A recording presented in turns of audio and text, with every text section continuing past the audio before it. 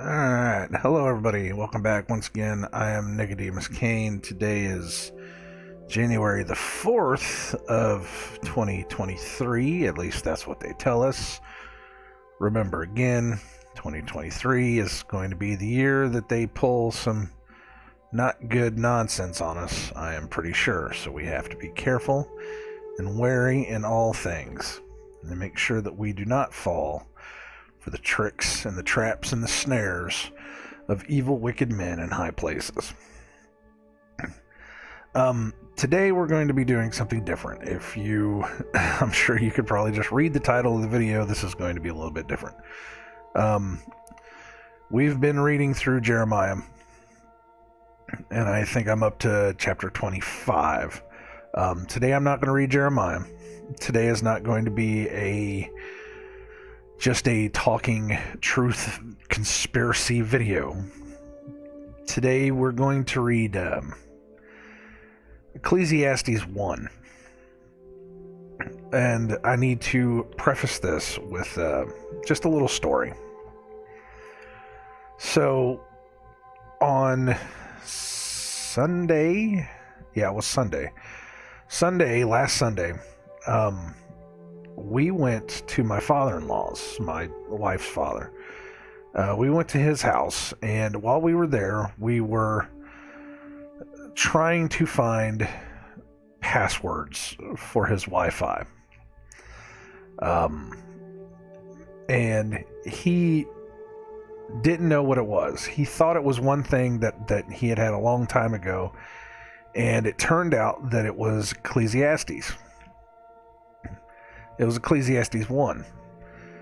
And he said something while we were there that stuck with me. So he said, it was he that increases knowledge, increases sorrows. And it didn't really register the first time he said it. But later on, it really started sinking in, and I really started understanding what that meant. When you have knowledge of this world, true knowledge of how this world works, it is almost like a burden. You really get to see the true evil nature of all things. Not just what bad men will do to other people, not just what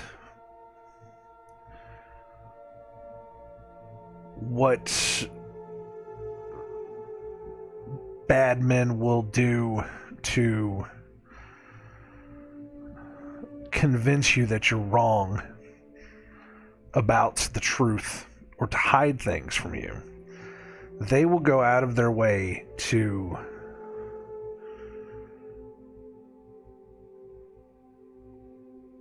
destroy and manipulate you.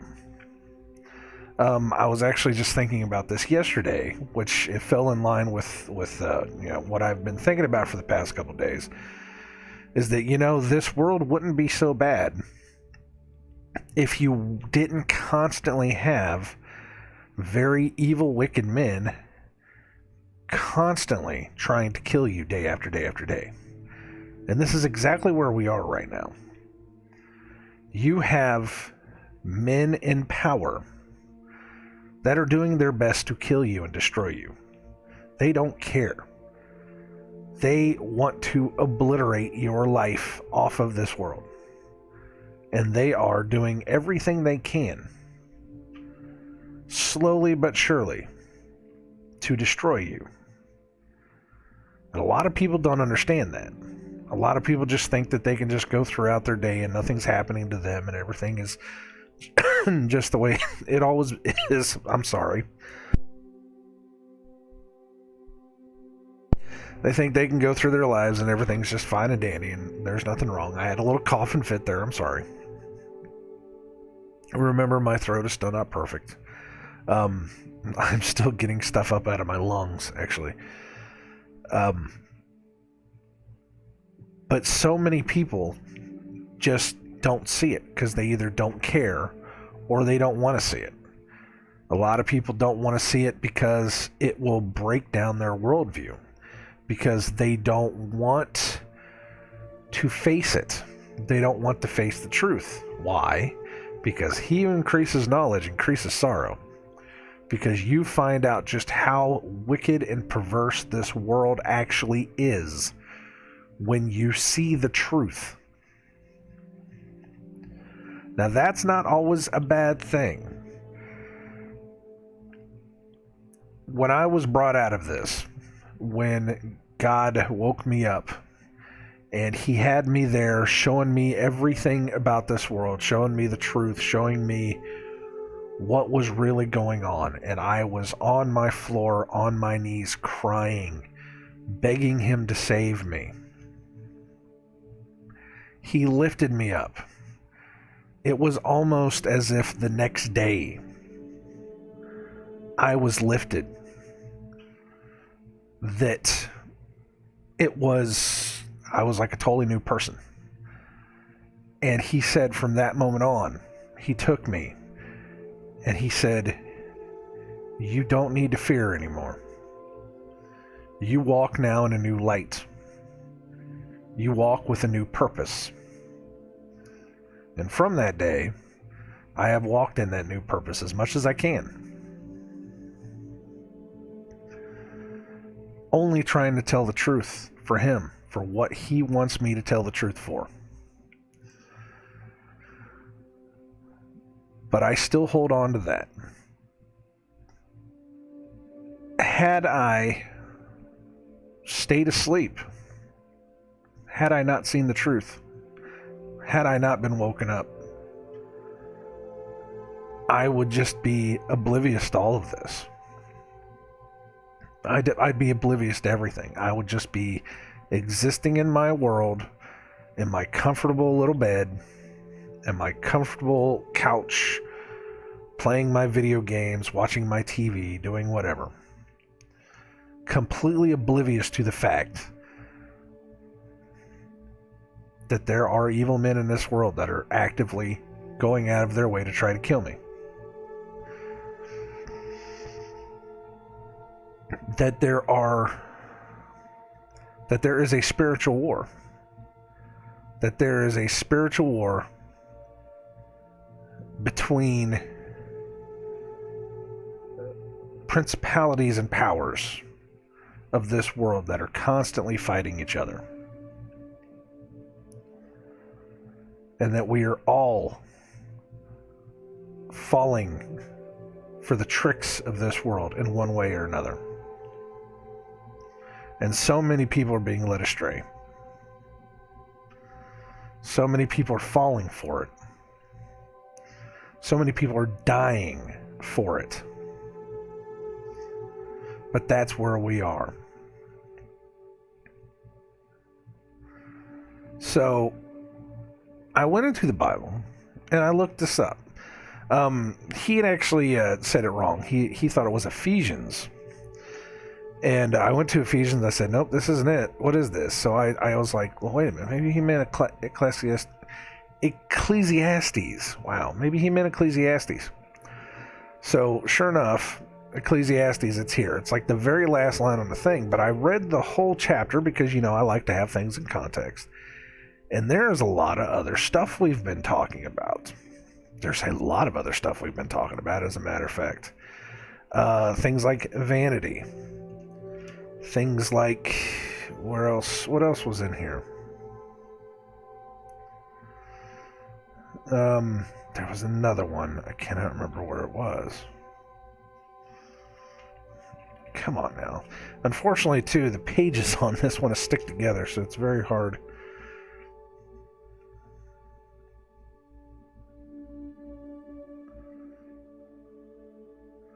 Other things like, when the world is gone, there will be no remembrance of these things, that there is nothing new under the sun.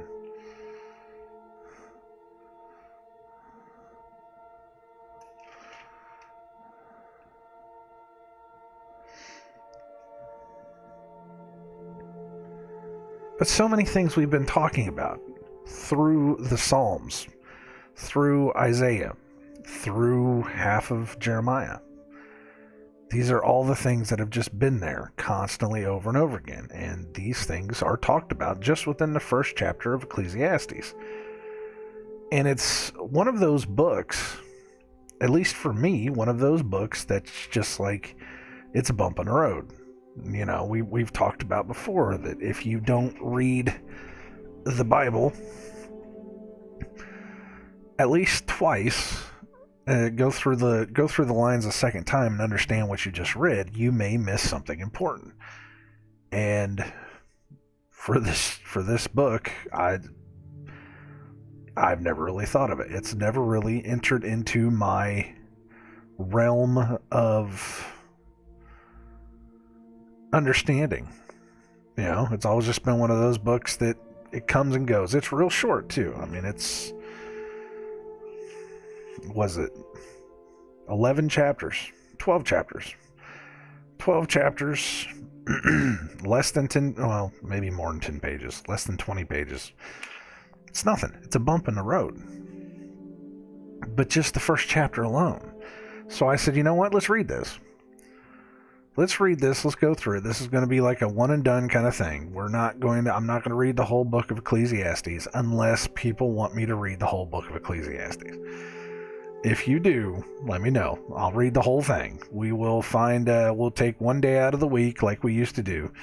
I used to take a Wednesday to talk about Facebook posts that I had made through the years. But, of course, those seem to have dried up. It seems like there was a point to where I was really heavy talking on Facebook about stuff, and then it just kind of stopped.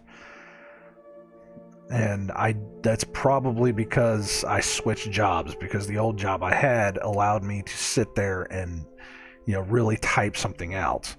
So I probably switched jobs and I wasn't able to type everything out the way I was, or I wasn't able to research the way that I could. But I can do this. I can take one day out of the week. We can read through Ecclesiastes. If people want me to, if people don't, then I'm not going to worry about it. But I wanted to do this because, like I said, that line alone, he who increases knowledge increases sorrows, is enough to make me think. It's enough to open my eyes to something bigger. So let's go ahead and read this. It's like I said, it's pretty short, 18 verses. There's not much to this. I was running late today anyways, because I had to let the dogs out. As soon as I got downstairs, I had two of them sitting there looking at me begging. I'm like, all right, come on, let's go. Usually I can be really quiet. You know, I can sneak downstairs and I can grab my water and I can, you know, take my vitamins and sneak back upstairs before they even wake up. But this time they were right there waiting for me, whining. Our old dog, our old girl, we cannot afford her pain meds. Her pain meds, because this is my mom's dog, her pain meds are $150 a month. That's a lot. So we said we love her, and we want her to be as comfortable as possible, but we're going to have to give her one every couple days because we can't afford that. That's a lot. It's too much. And she's 14. She's right at the end. We need I'm starting to think we need to look at natural pain remedies for dogs. If anybody has any natural pain remedies, please let me know. But she was the one. She was sitting there whining, and I know it's because we didn't give her a pill last night. And I hate it, but it's the reason why my mom was broke. It's because she spent all her money on her dogs. $150 a month. That's a lot. That's a lot, man. For us, that's a lot. Enough about that. Ecclesiastes 1. The words of the preacher, the son of David, king in Jerusalem. Vanity of vanities, saith the preacher. Vanity of vanities, all is vanity. Which profit hath man of all his labor, which he taketh under the sun? One generation passeth away, and another generation cometh, but the earth abideth forever. The sun also ariseth, and the sun goeth down, and hasteth to his place where he arose. The wind goeth towards the south, and turneth about unto the north. It whirleth about continually, and the wind returneth again according to its circuits. All the rivers run into the sea, yet the sea is not full. Unto the place from whence the rivers come, thither they return again. All things are full of labor. Men cannot utter it. The eye is not satisfied with seeing, nor the ear filled with hearing. The thing that hath been, it is that which shall be, and that which is done is that which shall be done, and there is no new thing under the sun. Is there anything whereof, let me try this one again. Is there anything whereof it may be said, see, this is new? It hath been already of old time, which was before us. There is no remembrance of former things, neither shall there be any remembrance of things that are to come with those that shall come after. And there is actually pilcrows in this. So it's interesting. This comes right after, this book comes right after Proverbs. Now, we never read Proverbs. We read the Psalms, but we never read the Proverbs. And, you know, a lot of the Proverbs are, they almost read like fortune cookies. Yeah, you swear. That some of these, some of the Proverbs, they're just, you know, I don't want to say basic knowledge stuff, but it's just like, you know, he who counts his chickens before they hatch doesn't always get all his chickens. You know, stuff like that. Just silly stuff. I mean, it's good stuff. It's good things to hear. It's wisdom and knowledge, but, you know, some of them just get a little, they get a little bit like that. Let's just put it that way. So I didn't read them. We jumped from the Psalms over into Isaiah because that was what I was being told to read. Or told to read. What am I saying? Told to read. What? Told to read. But then it went from, you know, Isaiah to Jeremiah. So this has that kind of understanding of just teaching you knowledge, just saying basic things you kind of should already know. And it has that kind of almost what people would call that preaching quality. What you would consider the old school preachers back in the day that would preach from the pulpit, you know, what they used to call them. They used to call them Bible thumpers for a reason, because they used to slam their Bibles whenever they would talk to you. You learn the words of this book. I've seen enough of them to know. I've been around. I've seen enough of it to understand whenever people talk about that.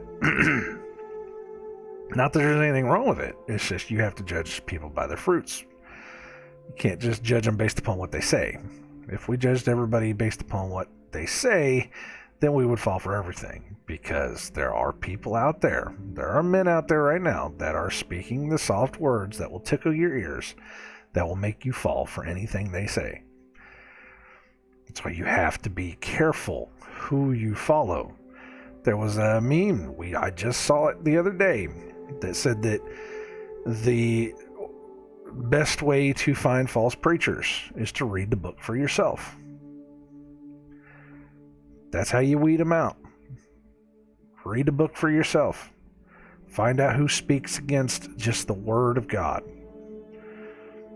I think I talked about it yesterday. I had to let a friend go because he wanted to pull me away from the word. He was what I call this new generation of Jesus freaks. And I don't say that in order to take away from the name of Jesus Christ. I use that word to say they wanted to believe every single word that Jesus says, but they didn't want to understand the concept that everything Jesus said came from the Old Testament. It was something that you were supposed to have read and understood before you listened to anything that Jesus said to you. So they go on and on and on about, oh, Jesus did this for us, Jesus did that for us. Never once saying, God commanded this of us, God commanded that of us. When you understand what God commanded us to do, and then you listen to what Christ told us to do, you will see they were the same things. There was no change. God is the same as he was yesterday. He's the same today. He's going to be the same tomorrow. He never changed his mind. He made a new covenant. But he never changes. He never stopped saying, stop worshiping the heathens. He never stopped saying that. That's a whole nother thing for a whole nother time. But anyways, it has that kind of a preaching aspect to it. So let's go back up to the top of it. Let's read through the first, where do we stop again? 12? I think it's what it was. Yeah, let's read through it again. Already right out of the bat, the second verse. Even the first line is like, you could just like take that off and it just starts vanity of vanities. But anyways, from the top, the words of the preacher, the son of David, king in Jerusalem. Vanity of vanities, saith the preacher. Vanity of vanities, all is vanity. Now, again, Ezekiel, if I remember correctly, goes on a vanity tirade,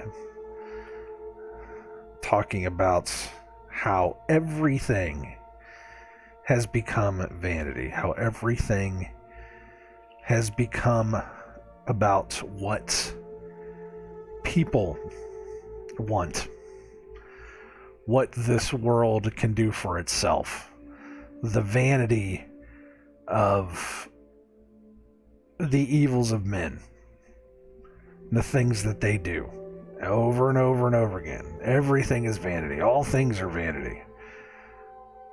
Nothing in this world profits God anymore. Everything in this world profits man. And it says that in the next line, verse 3. What profit hath a man of all his labor which he taketh under the sun? What profit is it? Does it do you any good? You work and you strive for the things of this world, and they mean nothing. It is not of this, the things of this world are not what you should be chasing after. It is what God can give us, because this world has fallen. This world had fallen then. How bad do you think it's fallen now? This is what people were talking about back then. The world has fallen. We have gotten to a point to where there's nothing worth trying to keep anymore. Man has perverted everything. All is vanity. Everything you do on this world is just to simply increase your status, increase your love of this world. There is nothing that will profit you anymore in this place. Verse 4, one generation passeth away, and another generation cometh, but the earth abideth forever. People live, people die. It doesn't matter. The earth will just keep moving on.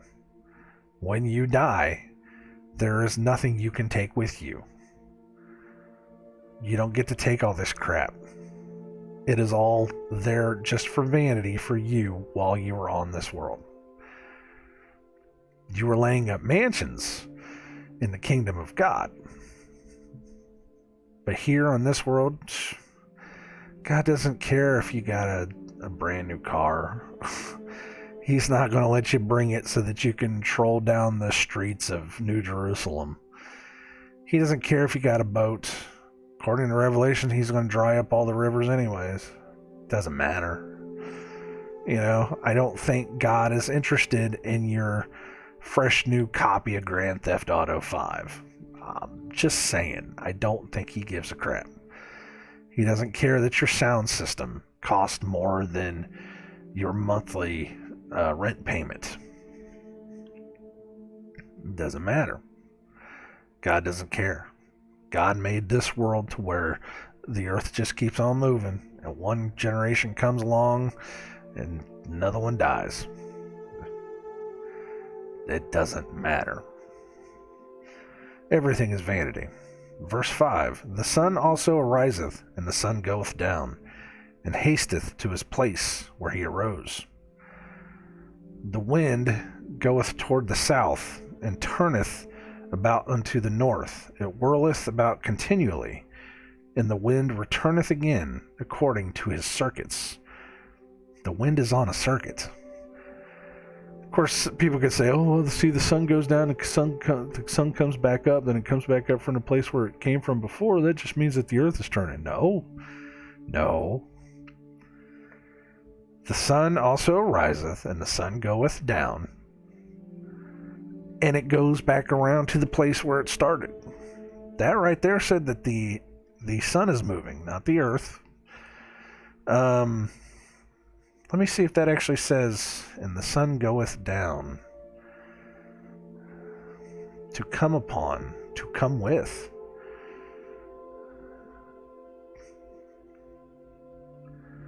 The sun is brought in to bring to pass. There it is, right there. The sun also comes forth. It appears. The sun appears, and the sun is brought to pass away. The sun is brought to pass over. The sun comes to you, and then the sun goes away. It doesn't come up over the edge of the horizon. It simply just comes towards you, and then it goes away. It's all perspective. This is not a flat earth video. But it's interesting that this is talking about that kind of stuff. Well, I've heard people point at that and say, see, look, the earth is round. You should look at that again. Verse 7, and actually Enoch talks about that too. He says that the sun comes out of its appointed spot and then goes back into its appointed spot so that it can go back around to come back out of its appointed spot. It also talks about the earth, or the wind being on its own circuits, that it blows. It's actually one of the four angels, or two of the four angels, I think it was. Two of the four angels at the corner of the earth that cause the winds to blow a very specific way. Which is exactly what that says. The wind goes one way, then it turns another way, then it whirls around another way, then it comes right back to where it started. That doesn't say that the world revolves around the earth. It says that it flows around the earth in a very specific way, in a very specific pattern. This is not a flat earth video. Verse 7, all the rivers run into the sea, yet the sea is not full.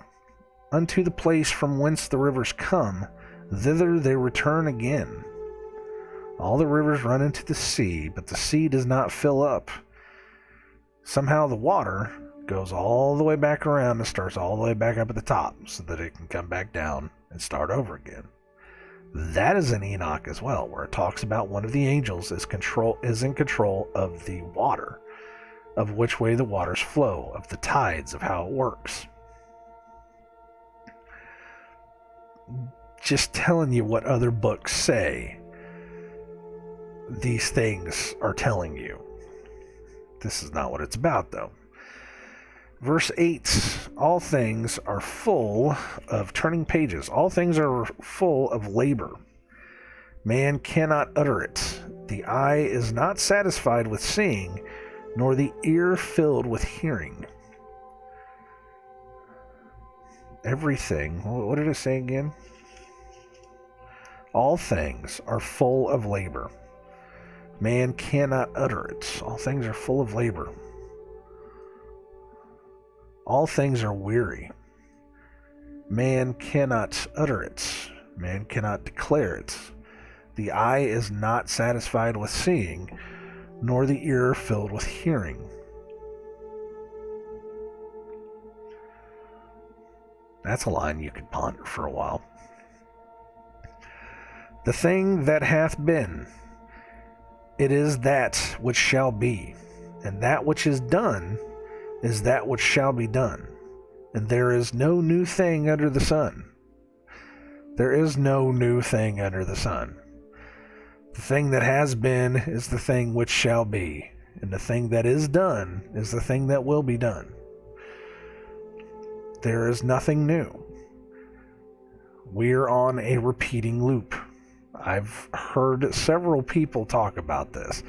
I actually had a guy I knew that told me that the Bible ends. The way that the Bible ends, you can loop it around to where the Bible begins. Is that all the things of the world are gone, and that God restarts it. Now, I don't believe that. I don't believe that time is on an everlasting loop and that we're just constantly replaying it over and over again. I believe that the things that were created on this world, let's say back in the days of Noah, before the flood,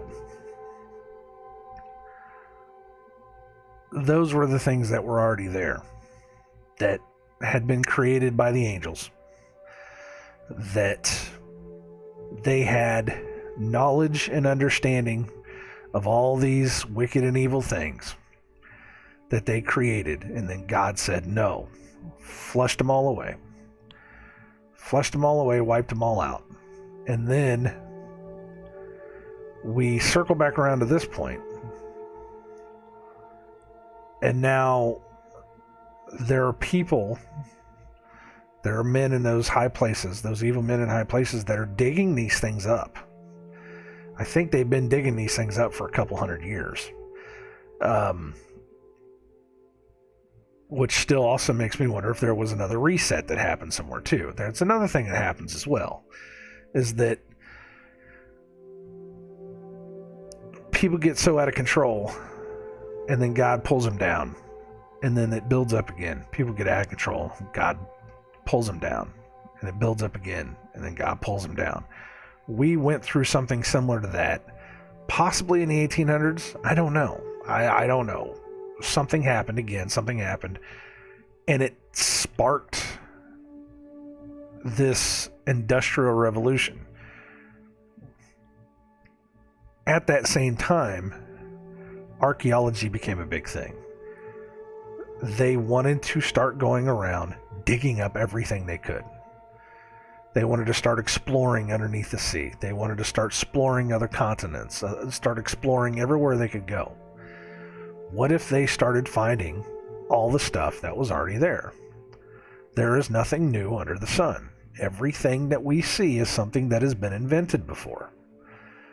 It's just they've taken it, they've made it to where we can understand how to use it, and they turned it into a car. They turned it into an airplane. They turned it into a computer. This is why you see those carvings on walls. Those, I don't think all of them are real. Some of the guys that are putting out some of these wall carvings from, like, you know, from Peru, or, you know, the Aztecs, or the Egyptians, or whatever, where it looks like somebody is, like, you know, typing on a laptop or something. I don't think that stuff's real. I really don't. Some of them are a little bit too on the nose, but there are other ones where, you know, they've gone out to the places with a camera, and they will show you that it looks like this guy's riding a bicycle. Or, you know, why is this guy wearing this space helmet? Why is this guy dead? I don't believe in aliens. So why is this guy flying a rocket ship? Why is this guy flying something that looks like an airplane? Why are they making toys that are in the shape of airplanes? because maybe that's what they had. Maybe that's the whole reason for it. Your Bible says that there's nothing new under the sun. All the things that have been before will be again. We're completing the loop. We're completing the cycle. I've talked about this ad length in another video. I know I have.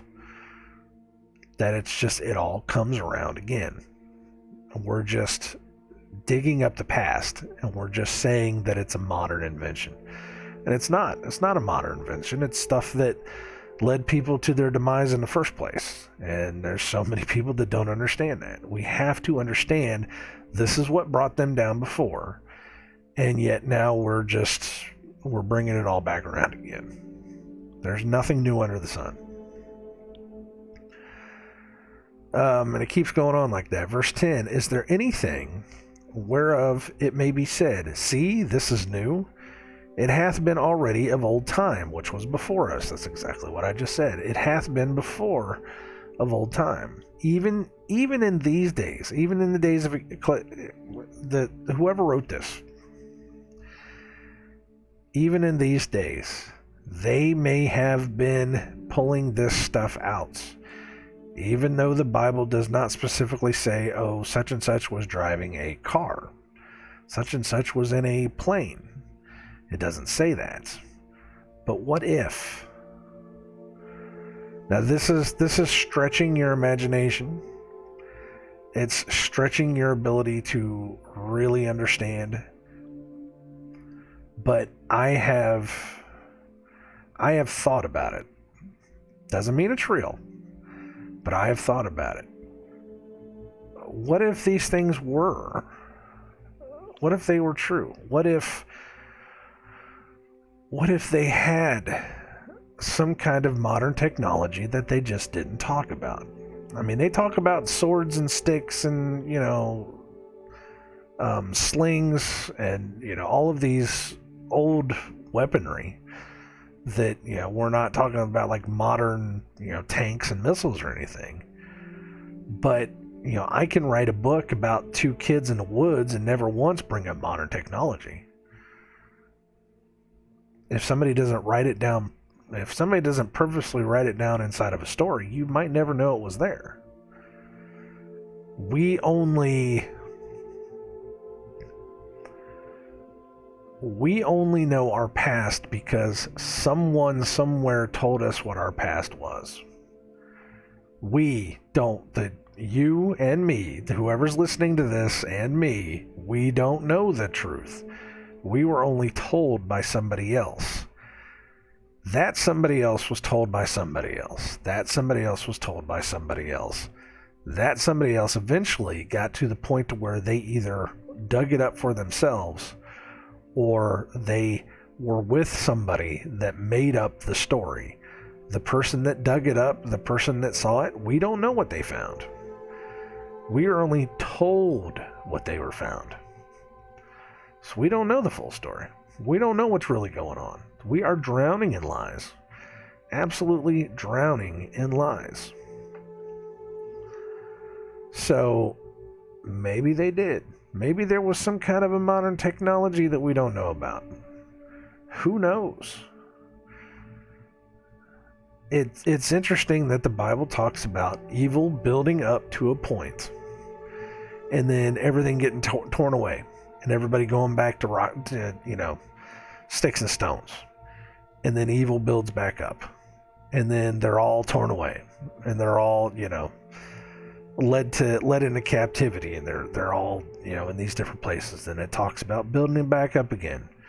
And then it gets taken away. Like the Romans come in and take it all away,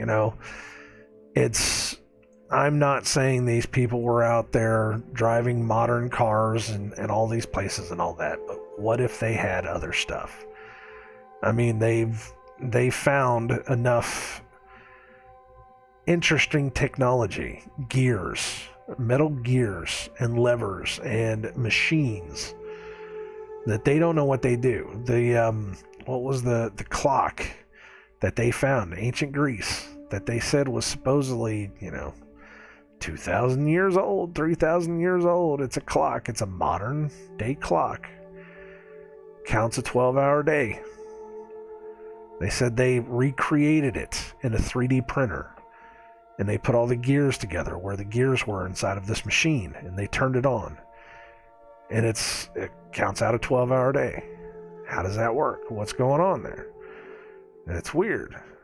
You know, they found other machines like that too. They found other gears like that they don't know how it's supposed to work, what it's supposed to do. But they've been finding these things. They find things like silverware, cups, spoons, dolls inside of coal mines. How does that work? Supposedly coal takes thousands of years to form. Well, no, it doesn't. But they're finding these things. So what's the truth? What is the truth of this world? What is this world? That's where we started from. That's my whole channel. What is this world? What is going on? What is going on? Well, your Bible says that these things have already been here. There's nothing new under the sun. Is there anything whereof it may be said, see, this is new? It hath been already of old time, which was before us. There's nothing new. It's part of the control system of this world, is to keep us down. Is they just keep the same things coming around over and over again. So that we will never get wise. Will there ever be one new thing in this world? Yes, it will. God says when He comes back, when Christ comes back to take over the world, there will be a new thing. There's a reason He calls it the New Jerusalem. It will be something different than this world. He will take the sun and the moon, and He will take them away. He will take the stars away. He will take the earth away. And there will be a new Jerusalem. Something that doesn't need a sun or the moon to light. That's the new thing that's coming. Until that point, everything else is old. It's old news. It's old stuff. All this stuff is old. Think about that for a second. All of this stuff, everything around you, it's already been done before. It's amazing when you think about it. It truly is. It's wild. It's really wild. Verse 11, there is no remembrance of former things, neither shall there be any remembrance of things that are to come with those that shall come after. There is no remembrance of former things, because we don't know. That's what I just said. We don't have any clue what this is. We are only told by bad people. I don't believe archaeologists anymore for a second. I mean, maybe there are some good archaeologists. I had a friend in college. His father was an archaeology professor. And yes, he was out for money. But he was a good guy. You know, he was trying to figure it out. And but what he says has to be filtered through a society, you know, an archaeological society. Maybe it has to go through the Smithsonian. Who knows? They are the arbiters of truth. They are the ones that say, well, that's what this is. That's not what this is. You know, these people have to answer to somebody. So how do you know anything is true? You don't. There is no remembrance of former things because we don't know what's going on. All we know is it's on a cycle, and we know this stuff has come before. That's all we do know. Neither shall there be any remembrance of things that are to come with those that shall come after. Everything that you have now will not be remembered. People will not remember you. We were hearing, somebody was talking about this. It was either on a show or it was on something else where they were saying, you know, in 100 years, it ain't gonna matter. Ain't nobody gonna know who you are. Nobody's not gonna know who you are. I'm learning that firsthand from my mother. I have boxes upon boxes of photographs. I don't know who any of these people are. Some of them I do. Some of the family, yeah, I get it. I got some of the family, but there's other people, her friends, letters from her friends. I don't know who her friends are. I don't know who these people are. And it's going to go in the trash. I don't know I can't keep everything. She had a lifetime of memories that I'm digging through that I can't keep the stuff that I don't know. I barely have room for my own stuff. I don't want to keep her stuff too. So these people will be forgotten. These people will not only be forgotten by me, they will be forgotten by their relatives. I will be forgotten by my family. My grandchildren may remember me when they grow up, but their children may not remember me. I know my great-grandmother. I don't know my great-great-grandmother. I don't know my grandfather on my dad's side. I never got to meet him. I only somewhat know my grandmother on my dad's side. I don't know my great-grandfather, my great-grandmother on my dad's side. I couldn't tell you their name to save my life. You will be forgotten. It doesn't matter. None of this matters. Everything you do in this world is for vanity for yourself. What truly matters is making it to the kingdom of God. That is where you will be remembered. Everything here in this world means nothing. It will all fall away. It will all perish and wither, and your bones will not be left. All of these toys will not be left. Nothing will be left. It'll all be burned away with fire anyways. Verse 12. I, the preacher, was king over Israel and Jerusalem, and I gave my heart to seek and search out by wisdom concerning all things that are done under heaven. This sore travail hath God given to the sons of man to be exercised therewith. I have seen all the works that are done under the sun, and behold, all is vanity and vexation of spirit. That which is crooked cannot be made straight, and that which is wanting cannot be numbered. I communed with mine own heart, saying, Lo, I am come to great estate, and have gotten more wisdom than all they that have been before me in Jerusalem. Yea, my heart had great experience of wisdom and knowledge. And I gave my heart to know wisdom, and to know madness and folly. I perceived that this also is vexation of spirits. For in much wisdom is much grief, and he that increaseth knowledge increaseth sorrow. Alright, back up to verse 12. I, the preacher, was king over Israel and Jerusalem. This is the son of David. Are we talking about Solomon? Is that where we are? The author may have been Solomon or some other king of Jerusalem who was reflecting philosophically on his experiences in life. Well, words of the preacher, son of David, king of Jerusalem. So maybe it was Solomon, who knows? Verse 13, and I gave my heart to seek and search out by wisdom concerning all things that are done under heaven. This sore travail hath God given to the sons of man to be exercised therewith. He was searching for knowledge. So this is something that is actually talked about in the later books, is to not search out all the wisdom of this world. Solomon searched for all the wisdom of this world, and then he became corrupted by it.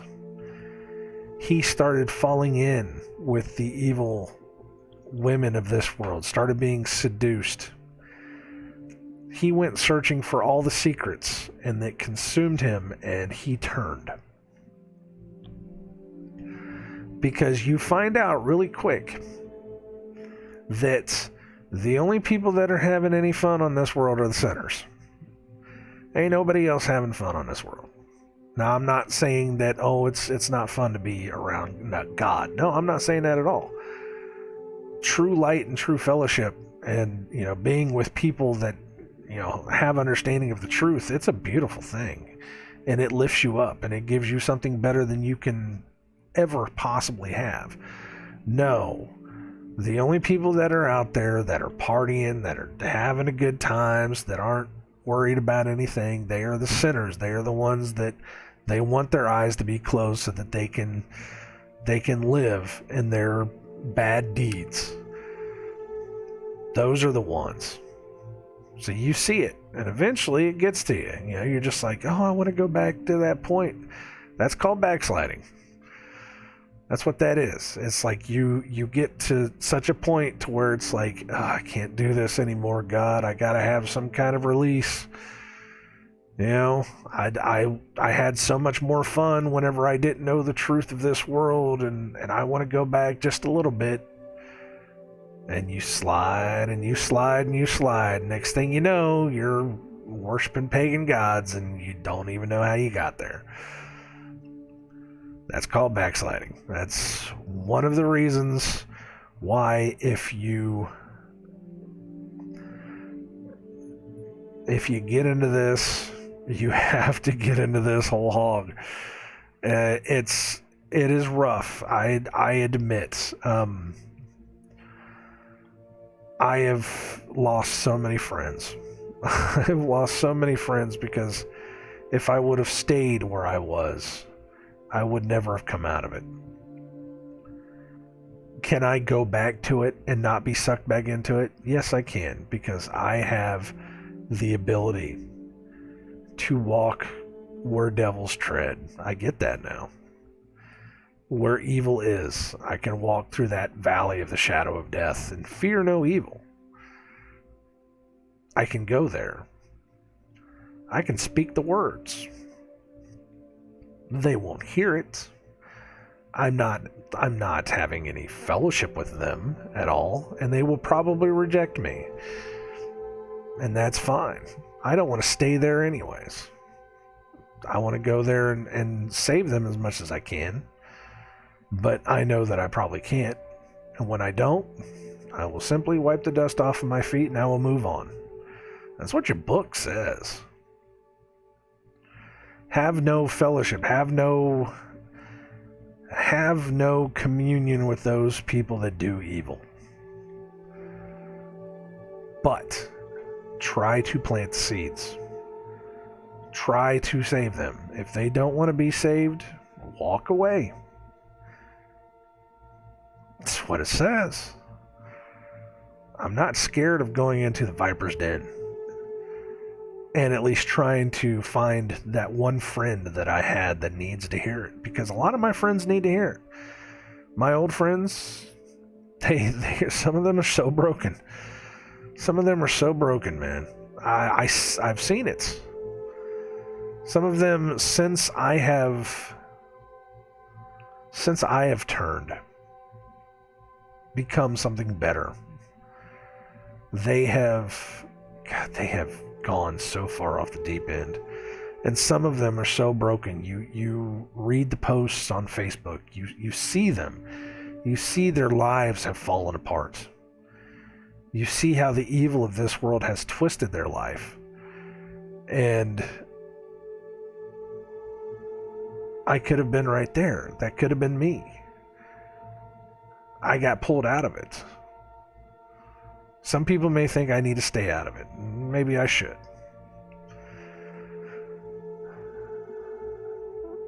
But what cost would it be to me if I didn't go back and at least try? Just to pull one. Just to pull one person.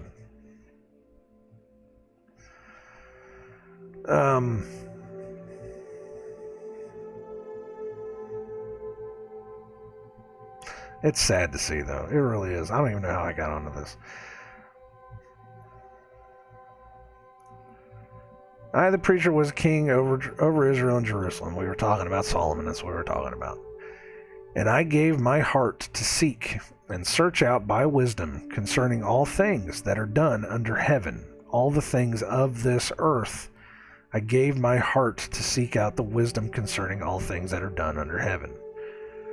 Which is what we're told not to do. Do not worry about the things of this world. You can have wisdom of the things that have happened in this world and the plans of evil men so that you can use them in order to attract others. But do not search it out with your whole heart. I want the truth, but I know I'm not going to get the full truth. I can't give my full heart to it. My heart belongs to God. He does not want me to go searching for the full truth of this world. He wants me to search for the truth, but not that much. Solomon went for, he would have been going for everything. He was trying to find wisdom in all things, and it's like I call it the Black Sabbath effect. So whenever Black Sabbath first came out as a band, some people say, well, Black Sabbath has always been evil and twisted. No, that first album, you could tell they were singing some stuff that were not, it was not all devils and, evil and satanic. It wasn't. It really, really wasn't. But then 2 albums later, it's like, it's Devil May Care, Black Sabbath, and you're just like, what happened within 2 albums? It's because the guys in the band, they wanted to find the wisdom of this world, and they started messing with witchcraft. They started messing with Satanism. They started messing with all the stuff, and they turned. Just within 2 albums, it was like, holy crap. We went from talking about, what was the one song about being scared of knowing God, and of finding out that it's too late to preach the word or something like that. I'm not saying they were Christian. They were not Christian by any means, shape, or form. But the level of songwriting, it diminished quickly. It went from that to we're talking about like The Wizard and what was the other one? Like just Black Sabbath and the whole. I call it the Black Sabbath effect. That's what I call it.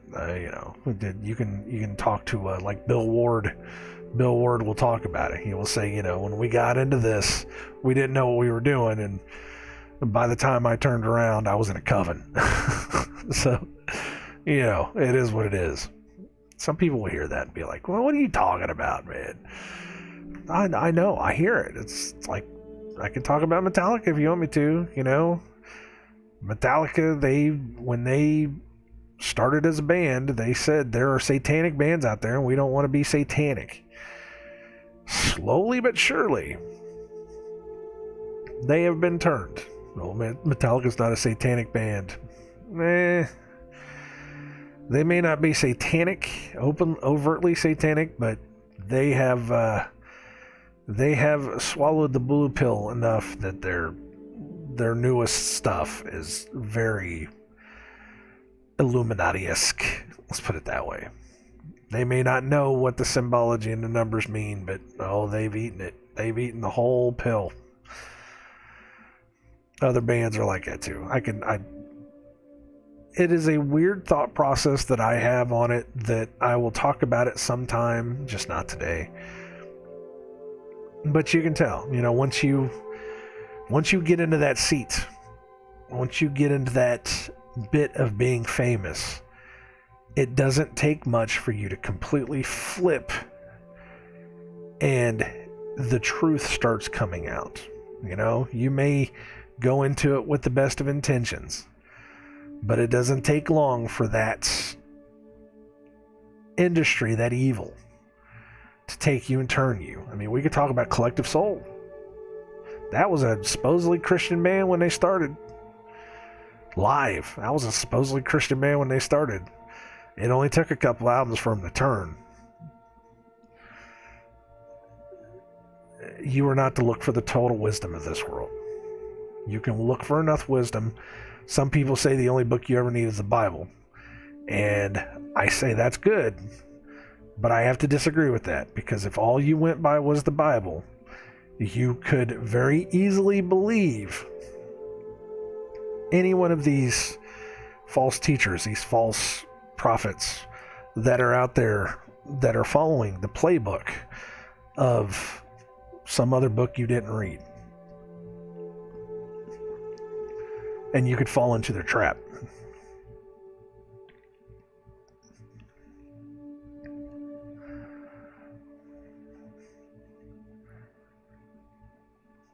We need to keep going. We need to keep going.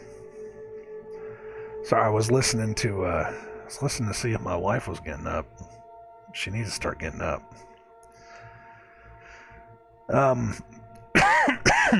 Very sorry about that one. That one came out quick. Here, let me take some water. Get it out of the way.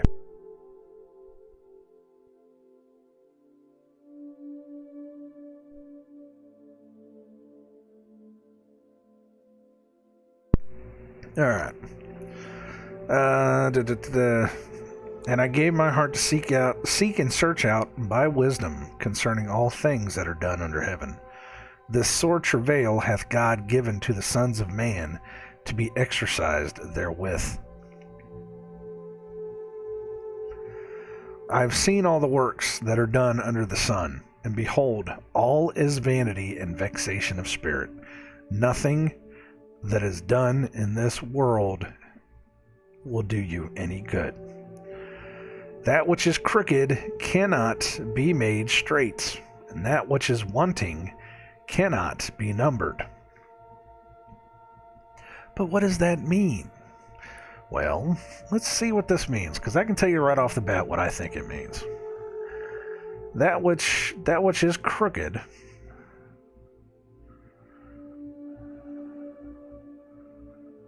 that which is perverted, which is perverse, that which is perverse cannot be made straight, set in order, cannot be made good. That which is perverse cannot be made good, and that which is wanting, the thing lacking, deficiency, defect. That which is deficient cannot be made numbered. To count, reckon, to be appointed, to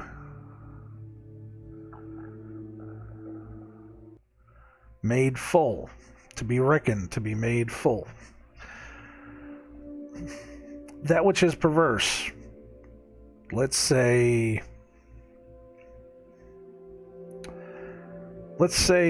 pagan holidays cannot be made straight, cannot be made good, cannot be Christianized. That which is perverse cannot be made straight. And that which is wanting cannot be numbered. That which is wanted, that which needs to be counted cannot be fulfilled. As there is no fulfillment of that perversion. That which is perverse cannot be made good. And for all the men that want, all they will ever do is want more. Do you see this? That's what I said when I read the first chapter, the whole chapter. I said that it's like everything we've been talking about. Is you cannot create something good out of something bad. You cannot make these things righteous simply in order to fulfill your wanting of it. There you go. Take the whole line. You cannot make bad things good because you want them to be made good. You cannot fill the wanting with numbering. You cannot fill the things that you want in this world because you want them like that. This is the knowledge that Solomon has found. Because he has seen all the works that are done. And everything is vanity. What is vanity? Trying to make bad things good. Trying to fill the needs of your wanting. Verse 16, I communed with mine own heart, and saying, Lo, I am come to great estates, and have gotten more wisdom than all they that have been before me in Jerusalem. Yea, my heart had great experience of wisdom and knowledge. And I gave my heart to know wisdom, and to know madness and folly. I perceived that this also is vexation of spirits. I gave my heart and to know madness and folly, to know all wisdom, not just the good stuff, but the bad stuff too, to know all the wisdom of the world, and all I found at the end of it was madness and folly. And I perceived that this doesn't do any good for me either.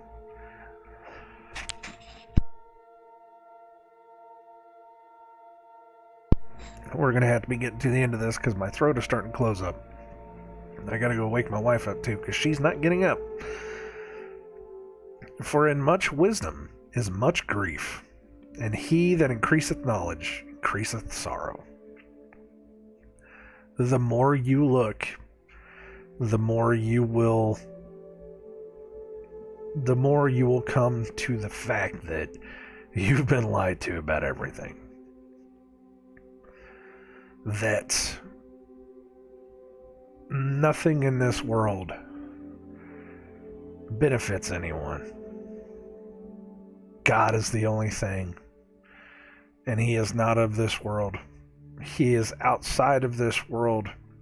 He helps us through this. He can get us through this. He wants to help us get through this. But he has shown us over and over again that there is nothing in this world that will save us, that will profit us, that will do us any good whatsoever. Because everything that is here has already come before.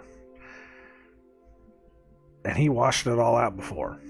That was if you want to point out a something that God should have done in the first place is wiped it all out with fire. He should have wiped it all out with fire.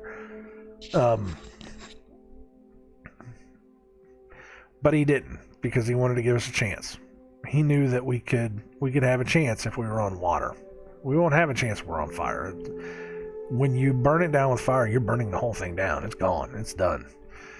There's people out there that will say that the reason that it will be with fire this time is because the fire is going to melt the robots. It's going to melt the machines. It's going to melt the computers. Because what they want is to live forever inside of machines. It's what they want. It's what one of their true end goals are, because they want to live forever. Why would anyone want to? I don't know why. I don't want to live forever in this. Would you want to live forever in this world? Seriously? I'd like to know what happens, but I don't want to live here forever. Just, especially in this world, especially now that my eyes are open to it. Again, that's just another one of those sorrows that once you see it, you're just like, why? I don't have anything to do with it anymore. It's miserable out here. It's terrible. The things people will do, the things that men are willing to do simply to gain power over you. It's crazy.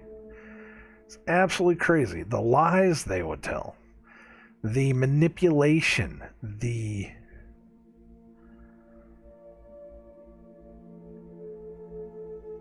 utter insanity of it. And they don't care. They don't care. They are actively steamrolling over your life. They do not give two craps about your life.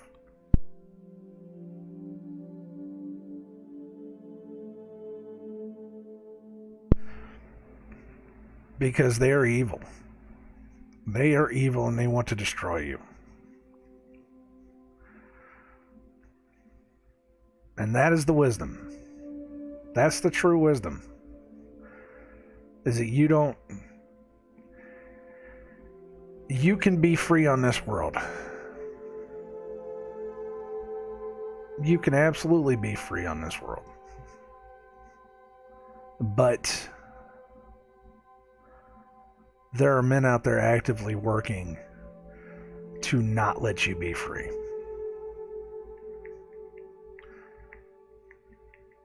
And that no matter how much you look, that just gets worse and worse.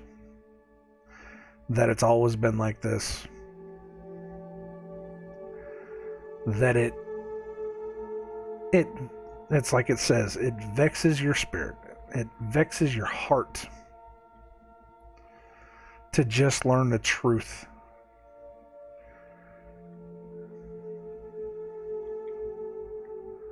But we have to make something better out of it. We have to come out of it, make something better out of it. So, that's Ecclesiastes 1.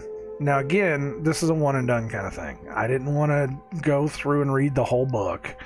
You know, we're still reading Jeremiah. I wanted to read that though because it's like there's so many things in there that we've talked about over and over again. There's nothing new under the sun. Everything is vanity. There's nothing new that you could do in this world that means anything. It will all be taken away. That there will be no remembrance of these things. We just read that in Jeremiah, I think. It was either Jeremiah or Ezekiel, or Isaiah, sorry. Jeremiah or Isaiah, where it said that when everything is taken away, there will be no remembrance of it. You won't remember any of this. There will be no need to remember back to this. That we can move forward into something better and not need to remember this nightmare. But I saw it all. I read it all. Oh, that which is crooked cannot be made straight. You know, same thing. You cannot take something that is evil and try to make it good. Not in this world. But that was what I saw. That was what I read, and I was like, that's something worth talking about. That's something worth discussing. So there we go.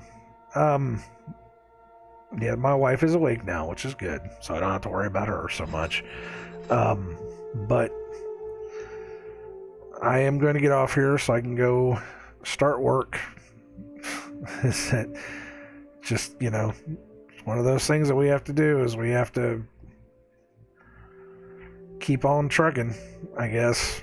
I watched the video again of, I cannot remember his name. Rob Skiba interviewed this guy that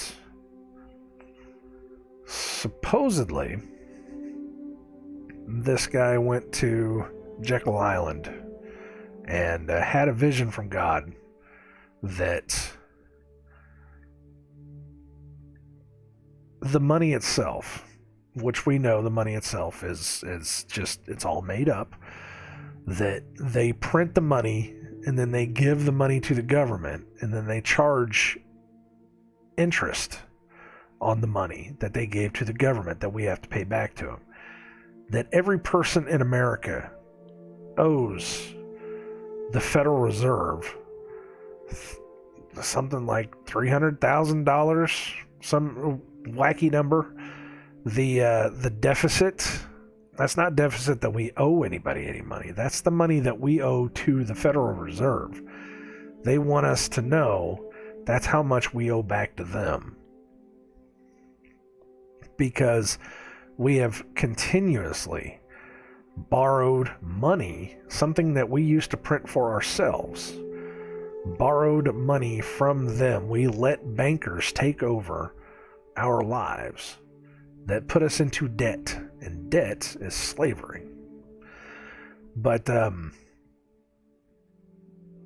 was listening to that, and of course I've said it before and a lot of people disagreed that the money is evil. And I get that. But your current currency is evil. Your current currency is the mark of the beast. I agree with that. I absolutely do. That's where it starts. That is the mark that we all worship under. And that if you want to keep this money system, and money itself, the term money may not be evil, but it's the money system, but is the current system of money that is truly evil. So it is the current money that is the mark. It's probably what I meant to say before, but I didn't know how to say it until now.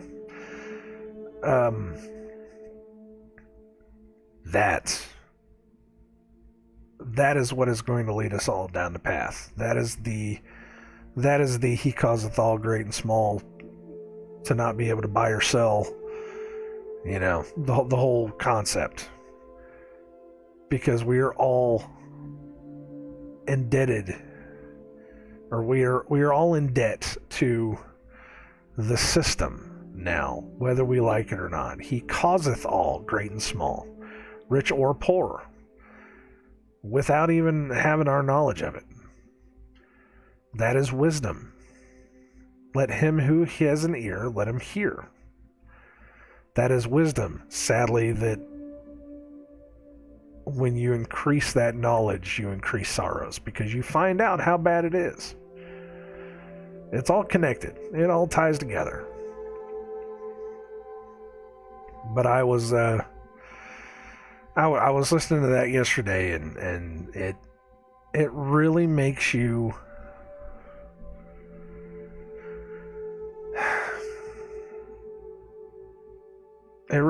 hurt, because again,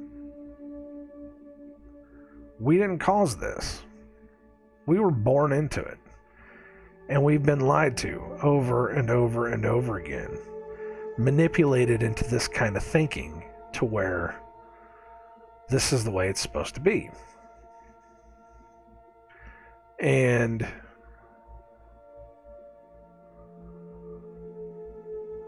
they have convinced all of us that those old values aren't even working anymore. We have to try something new.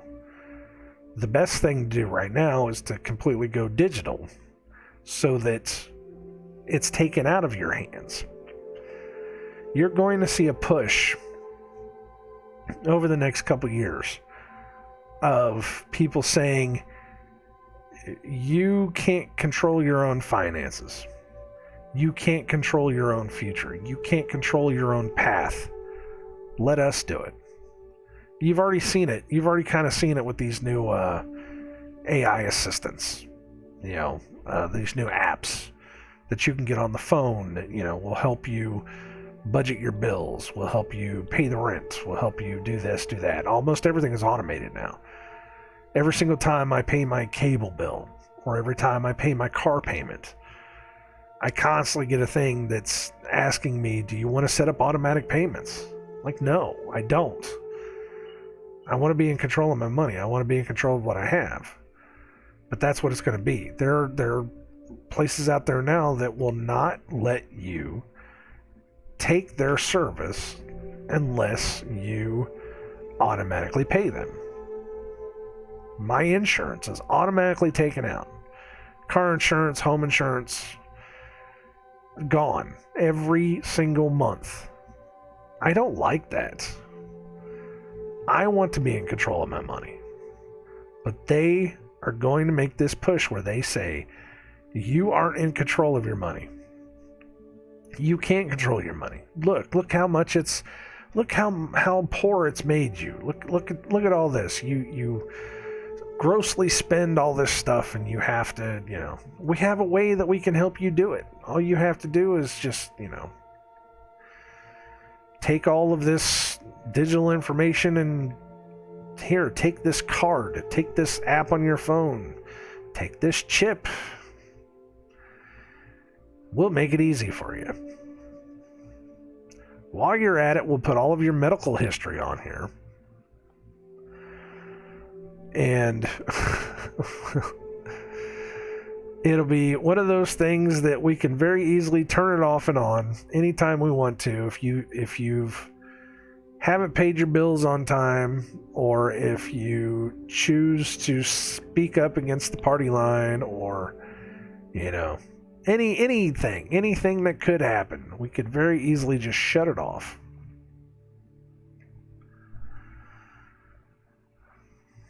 You're going to see the push because they want it done by 2030. Because I'm going to tell you what, by 2033, which is going to be their number, if the world lasts that long, by 2033, you're going to see some serious shit. I am not joking when I say that. You're going to see some serious stuff happening. It's going to be crazy. I've already said this year they're going to pull some triggers. This year, this is 2023. This is their year, the 223. They're going to pull some triggers. You're going to see some stuff go down. You have to be prepared. There's 7 years until 2030. It is 1 year until the eclipse. The eclipse, which may or may not break the country of America in half. We don't know. We don't know what's going to happen. They say that earthquakes follow the eclipses, and that we have an eclipse that's making a big old X right over the heartland of America, right over top of where 4 rivers converge. Is it 4 rivers? 3 rivers? 4 rivers? I don't know. That they call Little Egypt, and I know it's not perfectly over the culmination of the rivers, but it's right by there, and we have a fault line that actually runs right underneath there too. The what is it, the New Madrid, I think it's what it's called, the New Madrid fault line, the one that caused the earthquakes that I got reminded of back in 2012. I think it was 2010. I was still sleeping on the couch. That we had a big earthquake that hit Indiana. The whole state of Indiana had a big earthquake. That was whenever we found out about the New Madrid fault line. There's a fault line runs right underneath there. Earthquakes sometimes follow solar eclipses.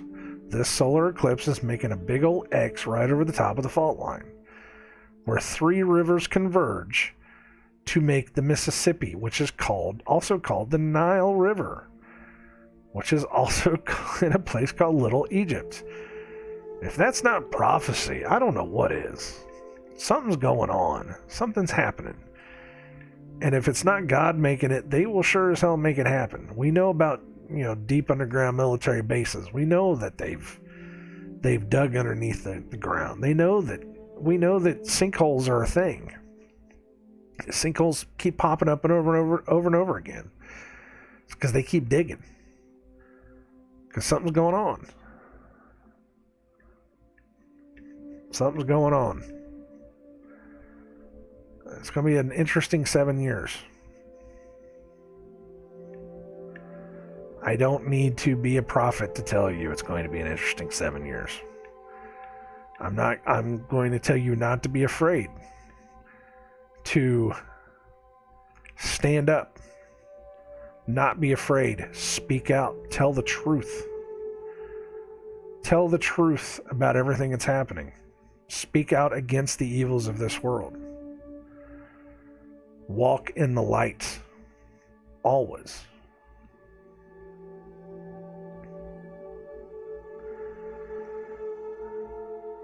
I will say it over and over again. We have the power to control this, to turn this around. But we have to talk and speak the truth, the full word of God, so that people will hear it. You have to plant the seeds. You have to plant the seeds on good soil so that they will grow.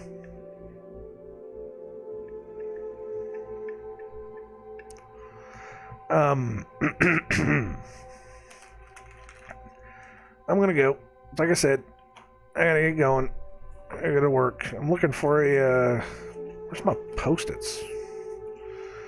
Where are all my Post-it notes? It's amazing. So my mom is a school teacher. I don't know if I said that or not. My mom was a school teacher. for years and years and years, and I grabbed as much of her